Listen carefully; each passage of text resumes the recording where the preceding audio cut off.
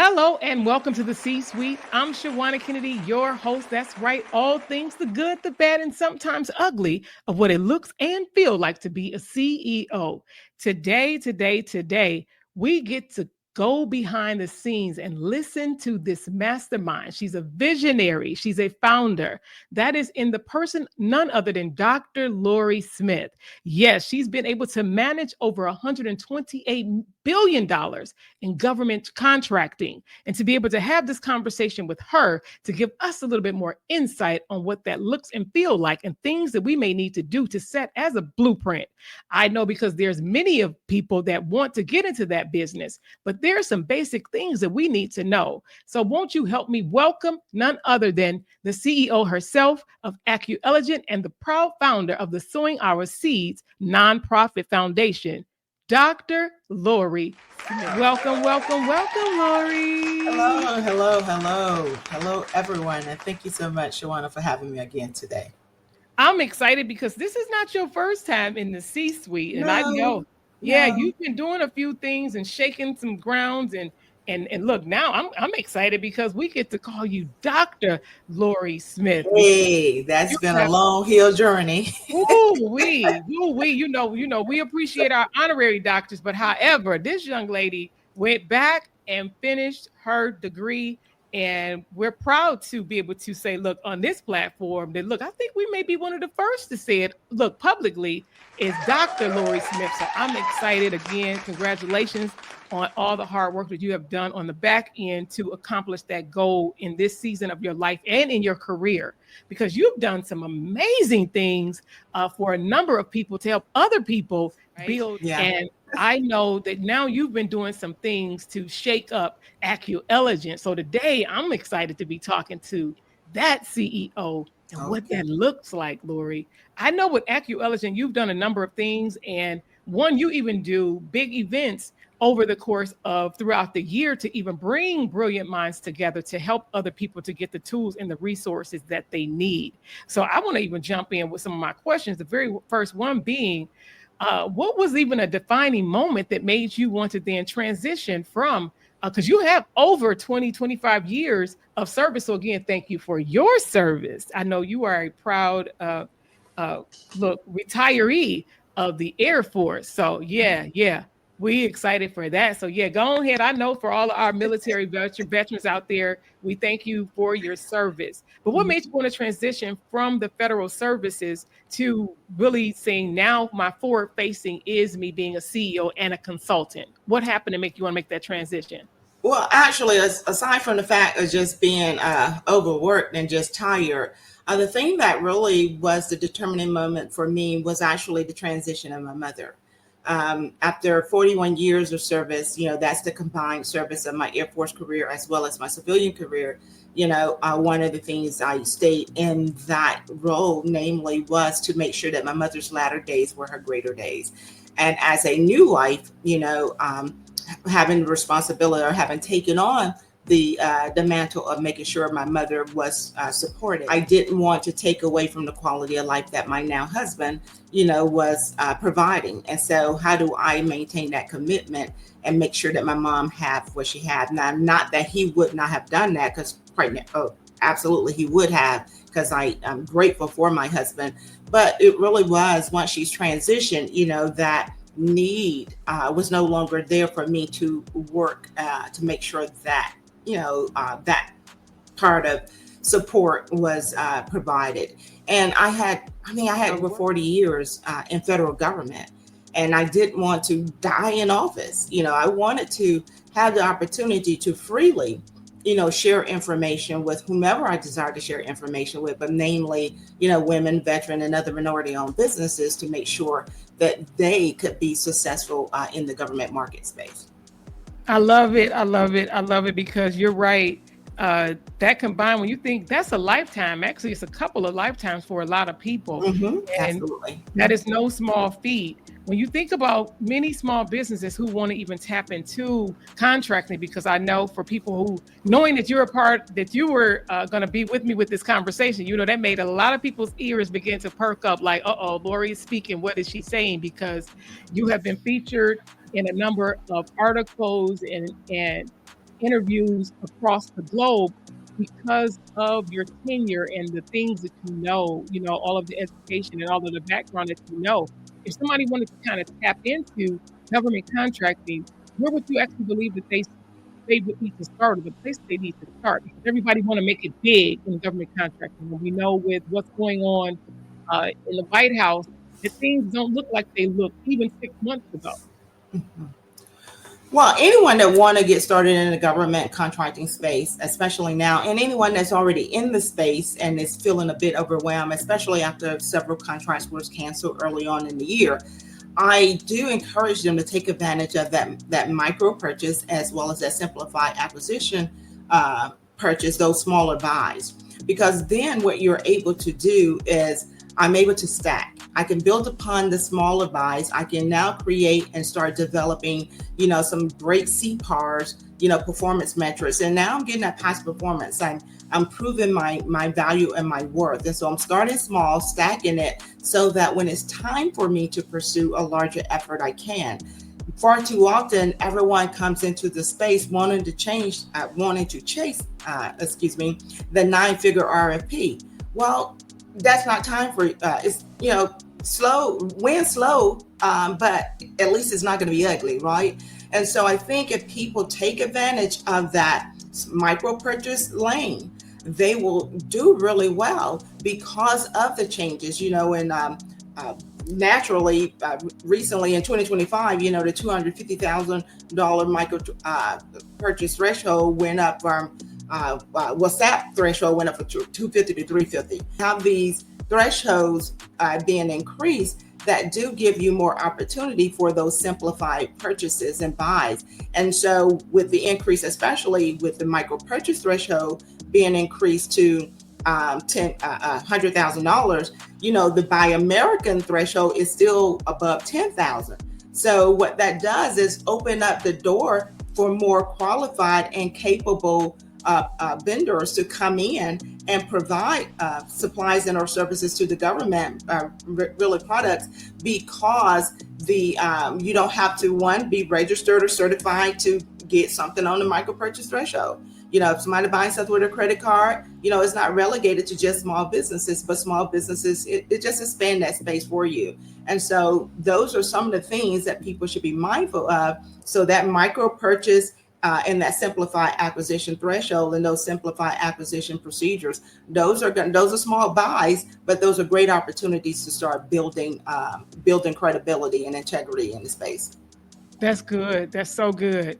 So then that makes me want to then know what would be considered one of the biggest myths as it relates to that, because I know your business, Acu-Elligent, it's rooted in all of this knowledge, all of this education that you've had the opportunity to do for decades.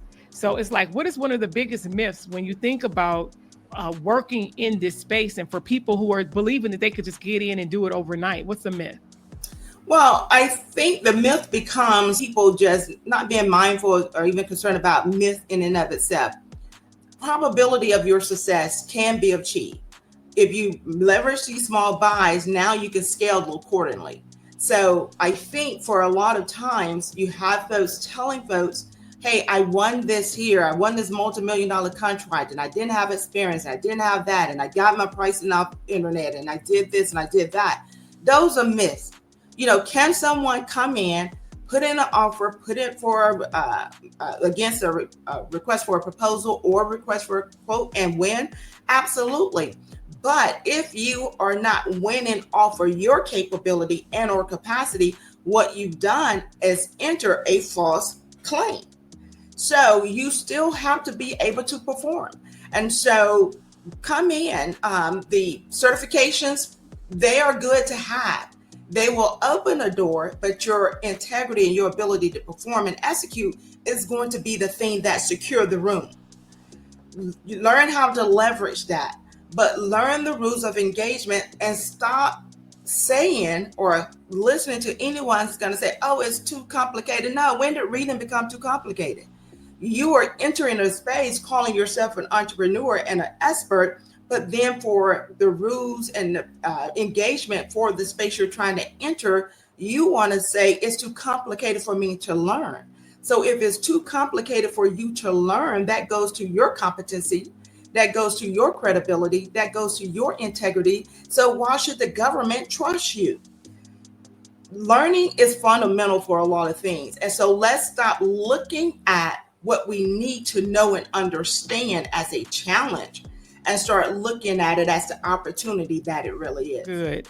I want to know now. I know because of all of the time that you've spent, and you said, I really believe that this is my call now that I've stepped away, a civilian, to do this as my work.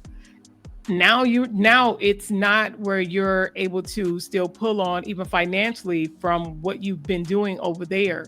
How is that now you sitting in the seat as a CEO when you think about not just government contracting, but now I'm choosing after over 40 years of combined service to now say I am stepping away, but then yes, I'm not going to hang up my hat.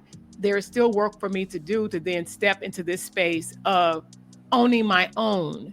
What has that been like for you when we think about the good and the bad of being a CEO? Well, the good for me was the fact that, especially once I transitioned and made the decision to transition, first and foremost, I always knew that I wanted to transition into becoming an entrepreneur. As a teenager in my hometown of Macon, Georgia, going to Jackson Temple Holiness Church, the then chairman of the deacon board, Samuel Talbert, he really put the spirit of entrepreneurship in us as teenagers. So we had our veggie and fruit stand at the farmer's market. You know, even your girl, Lori, I mean, you can't get me outside now to be hanging out in anyone's dirt. But, you know, I was back there picking peaches and peas and collard greens and all that kind of good stuff because I got to hang out with my friends. And we did that as youth. But, you know, it put that spirit to me at that point in time. So as I transitioned, knew I was going to be transitioning from the military, knew ultimately I would retire from the federal service as well. I knew I wanted to be in this role and in this capacity. So, but for me, it was about alignment. Far too often as entrepreneurs, a lot of folks make the transition, but they don't leverage the gifts and the talents that they've cultivated over time.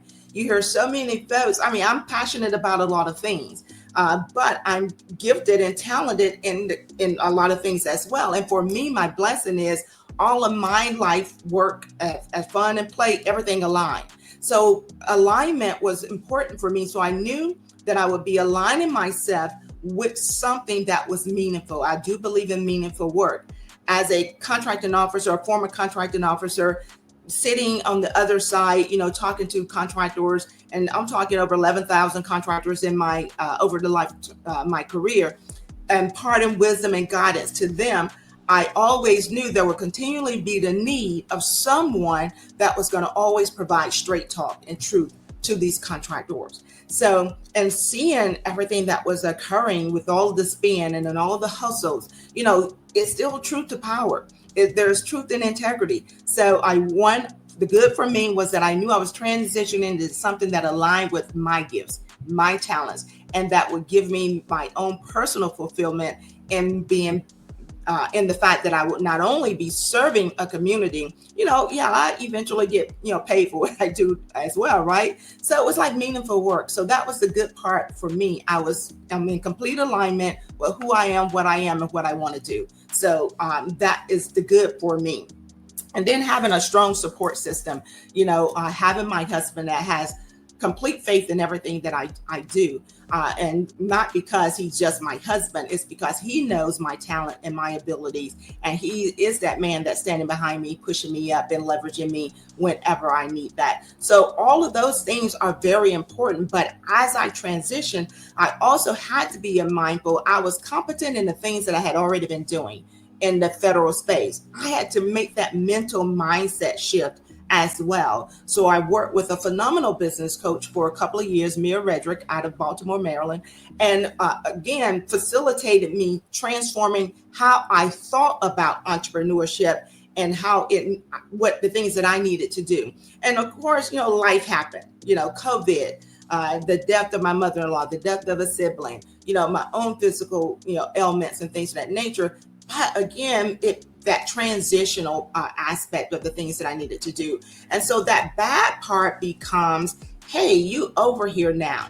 because of the fact that I had to compel myself not to get caught up, not to get on the skateboard everyone else is on, riding down the street, because hey, I knew that wasn't my testimony. I knew I was going to fall off. I knew I'm going to get hurt. So I'm not going to chase everything, or every process is not going to be for you. And that is a very difficult I think transition to go through as a CEO, is recognizing that you have to invest in learning.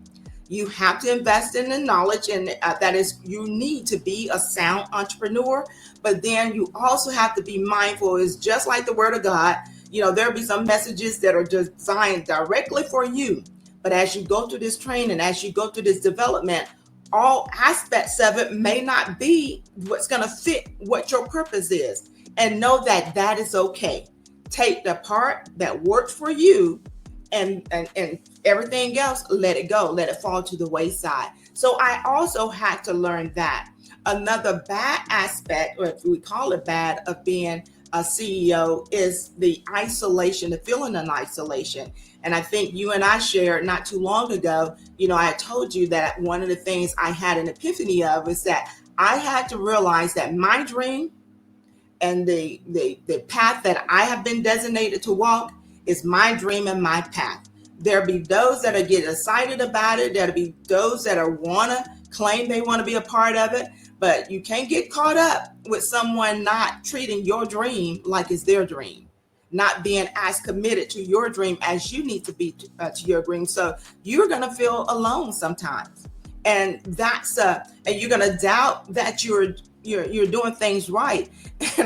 And another thing I was telling you too, just yesterday, our friend CP, told me, hey, what's this uncomfortable truth?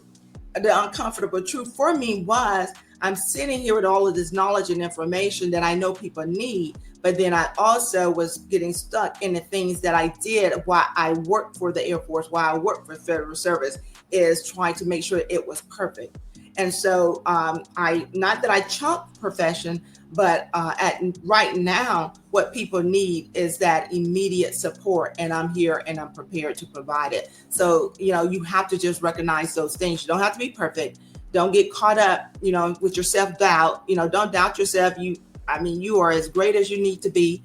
You're already worthy of being loved. You are as smart as you know that you are, and just operate in that, and just move forward. Don't stop. Just keep moving forward, and over time, it'll become, it'll get prettier.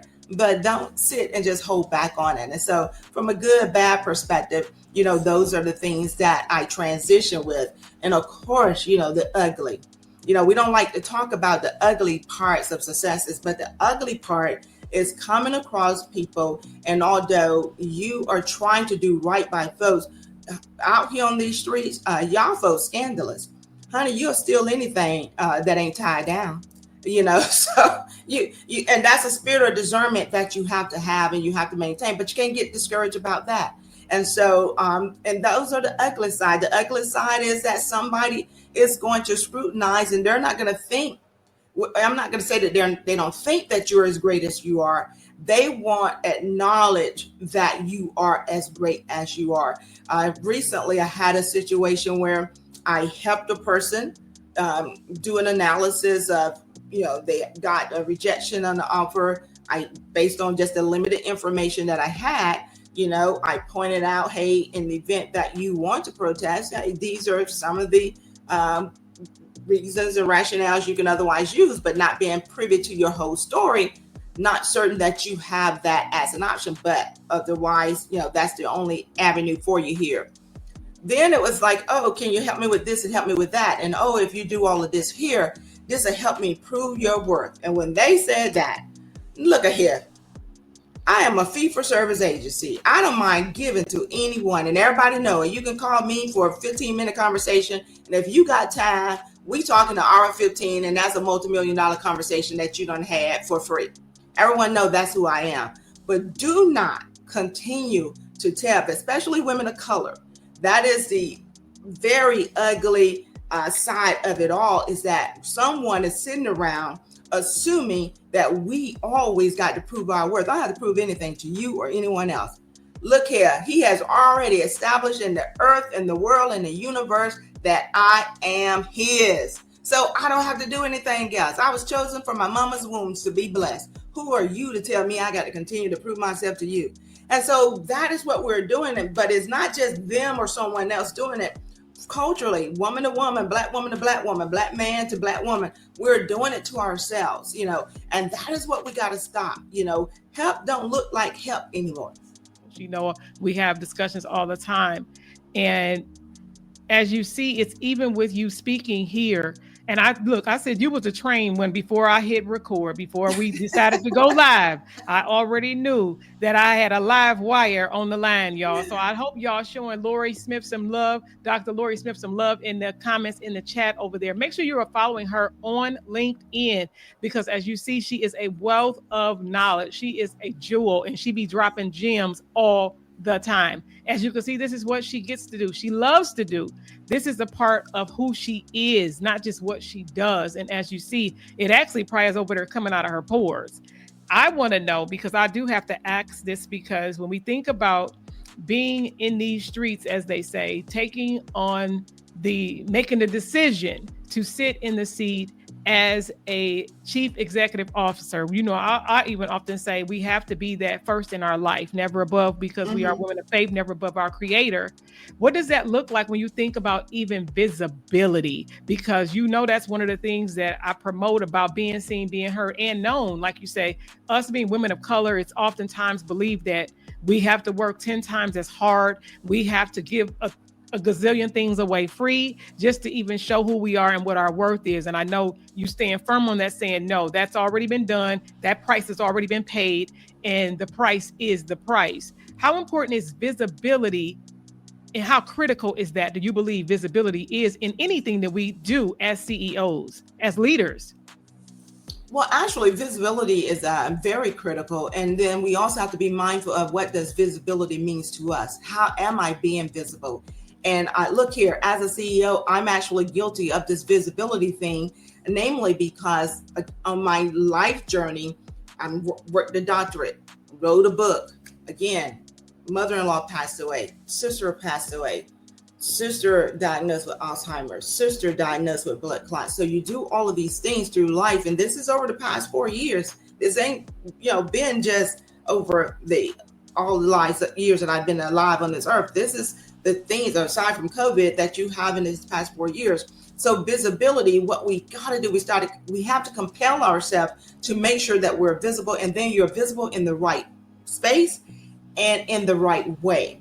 And, even as a component of Soaring Our Seas, when we do the retreat, we bring in image consultants, we bring in brand consultants, we bring in makeup artists, we bring in people who talk about the emotional well-being, and emotional health, of our mindset. We bring in etiquette coaches, and we do that so that, again, we talk a lot about networking. And the purpose of it all is so that even when we step out, we're not only stepping out in our competence, but we're stepping out confidently. So you're as confident as you are competent when you step into these places, and visibility is important.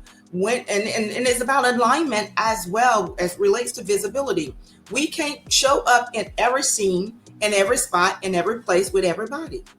And we have to own that. When you are a professional, even when I originally got started, I sat in on someone had sent me a link to someone's webinar because they said they were GovCon. I was just retired, and they said, oh, Lori, this would be great. Go check this out. So I did it. And I'm sitting there at this webinar, and this person has someone on their platform, and I'm looking at them, and they supposed to have won all of this money. And I'm really challenged, but I can see. And I'm looking, and you're trying to find a spot look like some little crappy place to hold your phone up to talk over this here. And I know that could happen, but I'm looking at what's behind him. But then I caught the name. And the name of this person, I was like, man, where do I know this name from? And I Googled, and sure enough, this is a person who years prior, Department of Justice had a case against him for, undercutting, taking bids, fraud. So I'm like, are we not vetting the people that we bring on platforms to make sure, if nothing else, they don't have a criminal record or a case against them? So, of course, I immediately got out of the webinar, but then I was like, man, I'm always cognizant of where I'm at. But when we're visible, we have, and I'm mindful that people, look here, I have a family. Look, I have family from the South. Look here, my family's from the community. We from the hood. So we got some relatives that, got off task, mindful of that. But what I'm saying is when you are a CEO and when you are trying to convince and sell your services and what you offer as the solution to someone else's problem, you need to be mindful of who you have endorsing you and who you are trying to leverage for endorsement. So if people have active criminal cases or convictions against them in the space you are supposed to be the expert in, just look, that's a caution. That's caution. Be mindful of that, because now what you're doing is misrepresenting. And so, but when we're visible, visibility is not just about, you get on me all the time that I'm not doing the videos and the reels, and I'm trying to get better at that, y'all, but she is beating me down. She does do my social media for me. And so she is getting on me. So I'm trying to be more visible in that capacity. But visibility still got to showcase your integrity. People got to see that you're credible. You just cannot be haphazard in your visibility, because if that's the footprint you want people to see, you want that to be above reproach. And so it's very important. Being at the right place at the right time and for the right purpose and the right reason is also important. And then getting out there in the streets, and that's what I'm in this transitional phase. I finished the doctorate, I finished the book. So now I have time back. My sisters, their help so great. So now it's focus. It's time for me to commit to Acu-Elligent and sowing our seeds, as well as Focus Wise. And so that's what I'm committed to. That's what I'm working on, is obtaining a publicist to, one, give me local visibility in the community. Because those are some of the things that we forget about and we shy away from, is that local visibility. And just like stacking small purchases until it's time to go for that big one, stack these local opportunities until it's time for you to get on that bigger stage. Do the same thing. I love it. Don't y'all love Lori? Dr. Lori, don't y'all love Dr. Lori? My God, powerful, powerful, powerful, powerful. So Dr. Lori, don't you go nowhere. I appreciate all of y'all for taking the time to pause for this episode of C-Suite, the CEO Chat. Y'all know I enjoy being your host, bringing amazing guests such as Dr. Lori to you. And I want you to remember, it don't cost you anything to go ahead and subscribe, tell somebody, hit like, share, do all of the things that you know you need to do to just help this get out. Help us get the word out about C-Suite, the CEO Chat. And you just might be our very next CEO. I want to thank you. Hang around, come on back, because we're going to have to do a part 2, part 3 with Dr. Lori. Just wave at the people and tell the people goodbye, Dr. Lori. All right, y'all. We'll see you next time. Bye for now. This episode is brought to you by Kennedy Media and Entertainment, your premier video productions and digital visibility partner. Working with business owners just like you to be seen, heard, and paid by elevating your brand with high-impact video content, online visibility strategies, and expert social media management. Ready to stand out in your industry, on and off camera? Contact Kennedy Media today, and let's turn your message into a movement. Because visibility isn't optional, it's essential. Contact KennedyMediaLLC.com, KennedyMediaLLC.com, and let's boost your brand's visibility. It's time for you to be seen, heard, and known for your expertise. Contact us today.